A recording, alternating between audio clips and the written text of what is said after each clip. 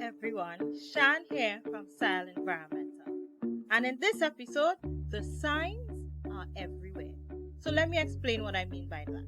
In waste, there are signs and symbols that help you to be able to determine what you do with your waste when it gets to the end of its life. So on your water bottle, on your detergent bottles, or even on your children's toys, there is a symbol that indicates what should happen when you're finished using it, right? That symbol is called the chasing arrow symbol, and it typically has a number on the inside. The number tells you what form of plastic the item is made from, but it also tells you if it's easy to recycle, hard to recycle, so you know essentially what to do.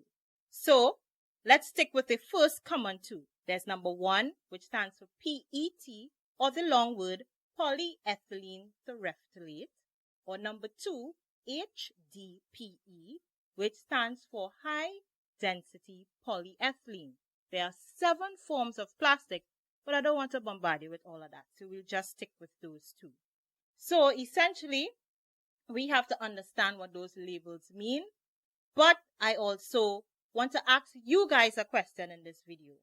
I have seen in some of our products that there aren't any symbols, so what do you think should happen?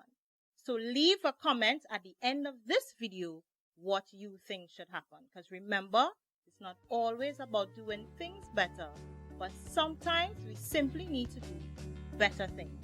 Don't forget to subscribe and follow us on Facebook and Instagram.